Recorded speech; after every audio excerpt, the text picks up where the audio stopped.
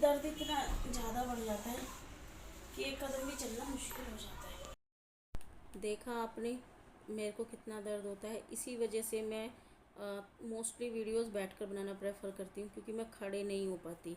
Doctor ने बोला मैं सिर्फ 2 मिनट खड़ी हो सकती हूँ और 2 मिनट ही कुर्सी पर बैठ सकती हूँ। शायद आपने मेरी पहली वीडियो ना देखी हो। मेरी रीढ़ की हड्डी में क्रैक्स हैं और वो ज़्यादा चलने से या खड़े होने से बहुत ज़्यादा दर्द होता है, जो कि आज भी बहुत ज़्यादा दर्द हो रहा है। अब आप कहोगे अगर इतना ही दर्द है तो फिर ये वीडियो बनाने की क्या ज़रूरत है। ज़रूरत तो कुछ नहीं है, मगर फिर भी अगर हम बीमार हैं तो क्या जो हमारा मन करता है वो हम नहीं कर सकते। तो अगर बीमार होने का मतलब क्या सिर्फ सीधा सब कुछ छोड़ देना और बिल्कुल उदास रहना, किसी से ना मिलना जुलना, गंदे रहना और अपने सारे शौक़ मार देना ही बीमारी होती है। इसका एक दूसरा पहलू भी होता है कि अगर हम बीमार हैं तो भी तो हम अपना जीवन जी सकते हैं, अपनी इच्छाओं की पूर्ति के लिए कुछ कर सकते हैं, हम अच्छा खाना खा सकते हैं, साफ़ रह सकते हैं और जो हम करना चाहें वो हम कर सकते हैं। हम सिर्फ बीमार हैं और ऐसा हमें कोई अभिशाप नहीं लगा कि हमें जीवन जीना ही छोड़ देना चाहिए। और दूसरी बात, अगर हम घर के काम कर सकते हैं, बीमारी में सब्जी बना सकते हैं, रोटी बना सकते हैं, सब कुछ कर सकते हैं, बस हम हंस नहीं सकते। क्यों ऐसा? क्यों? क्योंकि हम औरत हैं इसलिए, या हाउस वाइफ हैं इसलिए? तो ये बहुत गलत बात है। हमें अपने लिए, अपने जीवन के लिए कोशिश करती रहनी चाहिए। और दूसरी बात यह है कि मेरी बेटी है 12 साल की, अगर मैं उसके सामने कमज़ोर रहूँगी तो वो क्या सीखेगी? सिर्फ कमज़ोरी, क्योंकि जैसा बच्चे देखते हैं पेरेंट्स को वैसे ही बनते हैं। अगर आज मैं उसके सामने से पूरा दिन रोने धोने में बिता दूँगी, कमज़ोरी में निकाल दूँगी कि हाय मैं बीमार हूँ, हाय मैं बीमार हूँ, तो मेरी बेटी भी यही सीखेगी। तो मैं उसे क्या दे रही हूँ सीख में? सिर्फ रोना और हारना और निराशा। जबकि मैं ये बिल्कुल उसे गिफ्ट नहीं करना चाहती। मैं चाहती हूँ कि वो एक स्ट्रॉन्ग लड़की बने, अपने पैरों पे खड़ी हो और जीवन में कोई भी परेशानी आए तो वो उससे अकेले सामना कर सके। तो मैं भी यही कर रही हूँ, और क्योंकि इसके सिवाय हमारे पास और कोई चारा नहीं है। मेरे परिवार में मैं, मेरी बेटी और हस्बैंड है, ठीक है। और अगर मैं यहाँ पे बैठ के 1 घंटा रोऊँगी भी तो भी कोई फ़ायदा नहीं है, कोई खाना देने वाला नहीं है, कोई हेल्प करने वाला नहीं है। एट लास्ट मुझे ही उठकर बनाना है, चाहे फिर वो मैं खिचड़ी बनाऊँ या रोटी बनाऊँ या ना बनाऊँ।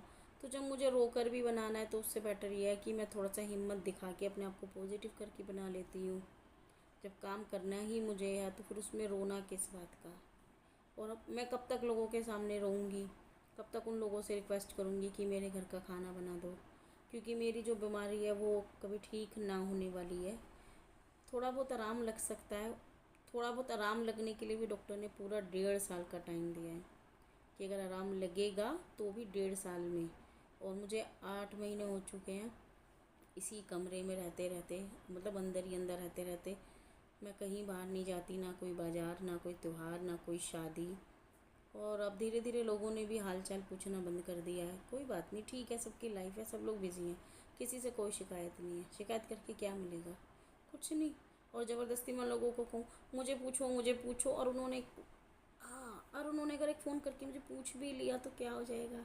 दर्द तो तब भी उतना ही रहेगा, तब भी मुझे ही झेलना है। तो फिर क्यों दूसरों की भी लाइफ डिस्टर्ब करना?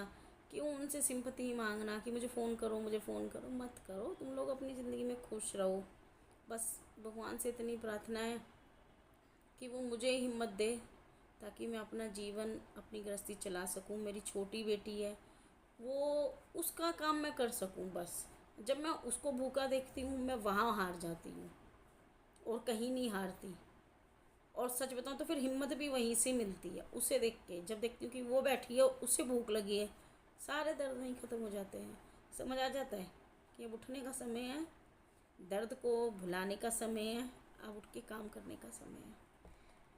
तो बस यही थी मेरी आज की एक छोटी सी वीडियो। अगर आपको इसमें कोई एक छोटी सी भी बात अच्छी लगी हो तो प्लीज़ प्लीज़ लाइक कीजिएगा, हो सके तो एक कमेंट कीजिएगा, चैनल को सब्सक्राइब कीजिएगा आगे की कहानी जानने के लिए। और अपने जीवन में कभी भी उम्मीद का दामन मत छोड़ना। जब तक ज़िंदा हैं तब तक ज़िंदा लोगों की तरह जिएंगे। बी हैप्पी, बी पॉजिटिव, खुश रहो अपने और अपने परिवार के लिए। बाय।